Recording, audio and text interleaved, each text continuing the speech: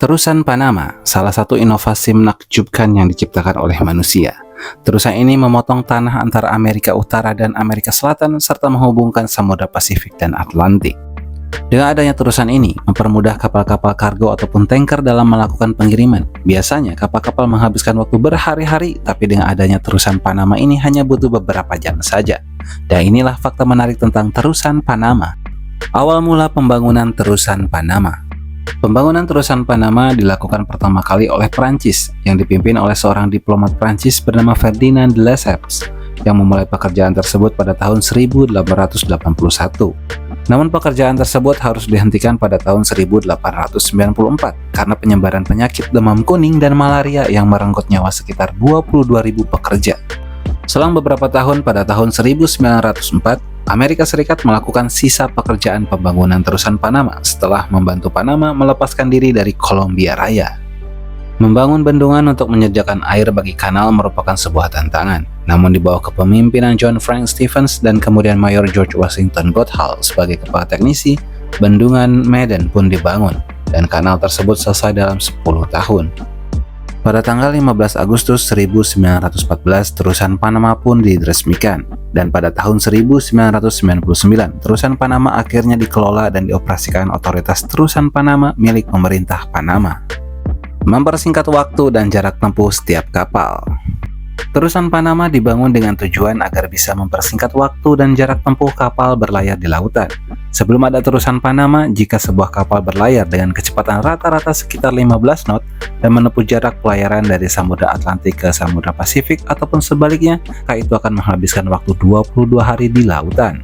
Tapi setelah adanya terusan Panama, kapal-kapal yang berlayar hanya membutuhkan waktu sekitar 8 hingga 10 jam saja.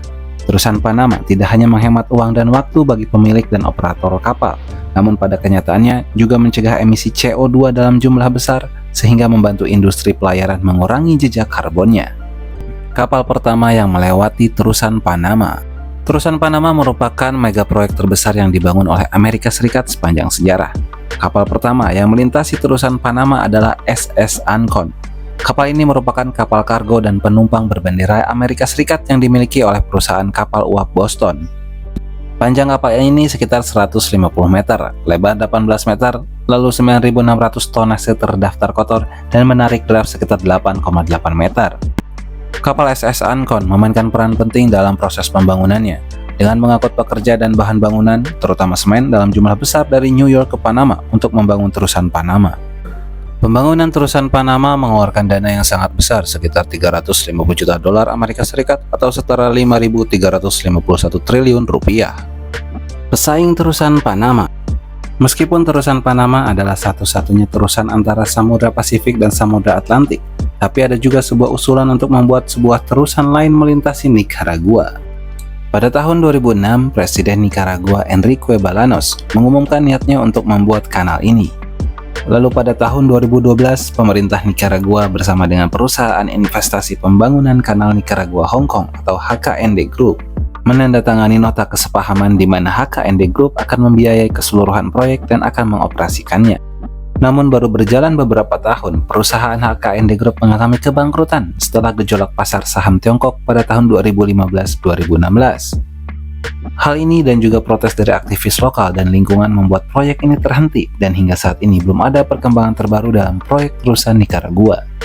Itulah beberapa fakta menarik mengenai terusan Panama di Panama. Semoga informasi ini bermanfaat. Terima kasih sudah menonton. Mohon maaf jika ada kekurangan dan kesalahan dalam video ini.